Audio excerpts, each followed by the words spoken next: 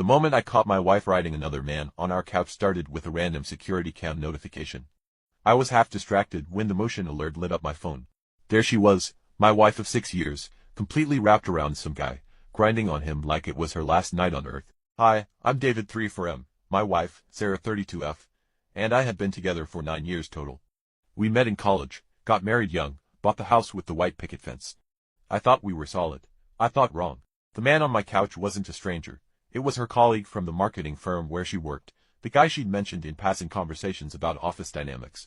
Bill, I think his name was. He had his hands in places that made my stomach turn and my vision blur. I sat there in Terminal B, watching my life unravel in high definition while travelers rushed past me with their rolling suitcases and coffee cups. The notification showed 12:21 p.m. Sarah thought I was in meetings until 5. She thought she was safe. My hands shook as I saved the footage. The betrayal hit me in waves. First came the shock, then the nausea, then something cold and calculating that surprised me. I wasn't the type to plot revenge. I was the guy who returned extra change at the grocery store and held doors for strangers. But sitting in that airport, watching the woman I'd planned to grow old with betray everything we'd built, something fundamental shifted inside me. I didn't call her. I didn't scream or break anything or make a scene that would get airport security involved. Instead, I opened my laptop and started researching divorce lawyers. Then I opened a new bank account. Then I started planning. The flight home felt endless. Every minute stretched like an hour while I formulated my approach. Sarah had no idea that our security system uploaded everything to the cloud, or that I could access it remotely. She thought she was clever, timing her affair for my business trips. She'd been doing this for months, I realized. All those times she seemed distracted when I came home from traveling. All those new clothes and sudden interest in working late. The signs had been there, but I'd chosen to trust instead of investigate. When I finally walked through our front door that Thursday evening, Sarah greeted me with a kiss that tasted like lies. She asked about my trip, made small talk about her day, even suggested we order takeout from that Thai place we both loved. The performance was flawless. I played along, matching her casual energy while my mind raced with plans. Over dinner, she mentioned that Bill from work was struggling with his divorce. The irony wasn't lost on me. That night, lying next to her while she slept peacefully, I stared at the ceiling and finalized my strategy. I wouldn't confront her immediately. I wouldn't give her the chance to manipulate the narrative or play victim. Instead, I would document everything, secure my assets, and exit on my terms. The next few weeks became a carefully orchestrated performance. I maintained our routine while quietly photographing important documents, transferring funds to my new account, and meeting with my lawyer during lunch breaks. Sarah never suspected a thing. I even encouraged her to spend more time with her work friends, suggesting she deserved to have fun while I was traveling. The guilt-free permission made her bolder. Soon she was having her affair in our bedroom, in our kitchen, probably in every room of the house we'd saved 2 years to buy. Each recorded incident made my case stronger and my resolve harder. By the time I was ready to make my move, I had enough evidence to sink her claims to half our assets and expose her workplace relationship that violated her company's ethics policy. The beauty of my plan wasn't in the revenge itself, but in the complete control it gave me over the situation.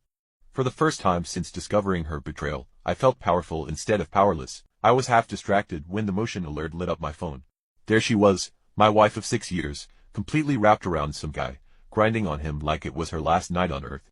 3 months have passed since I walked away from Sarah and our 8-year relationship, and people keep asking me if I'm doing okay.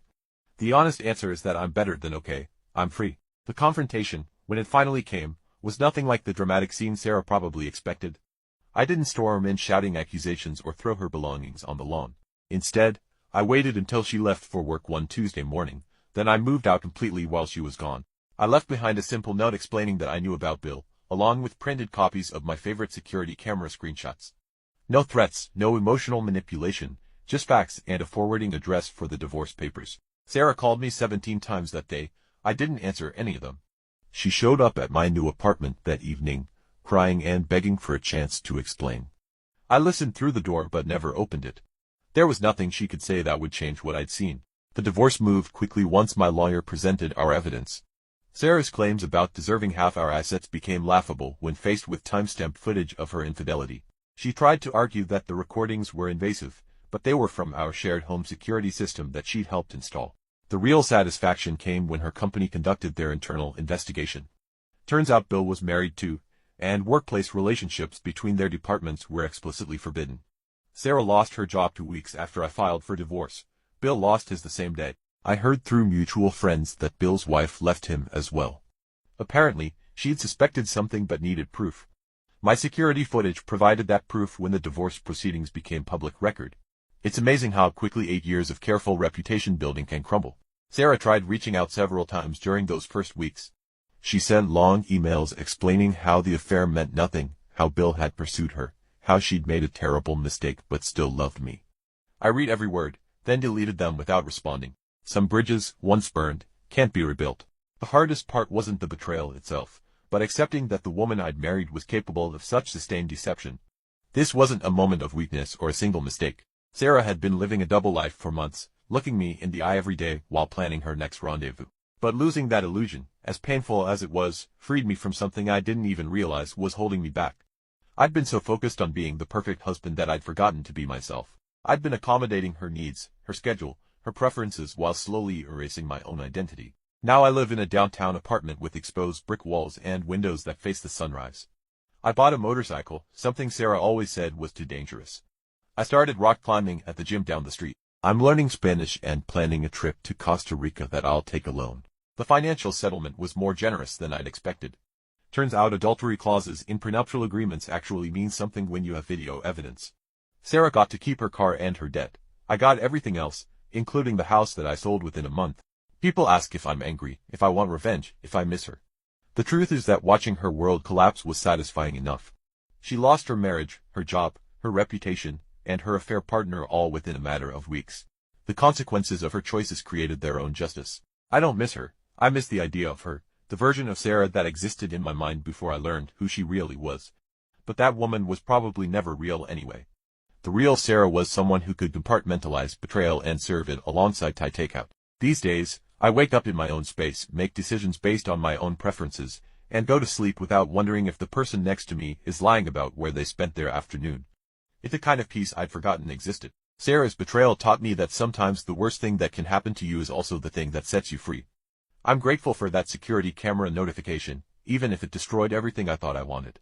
It showed me what I actually needed, a life built on truth instead of convenience, and the self-respect that comes from walking away when someone shows you who they really are.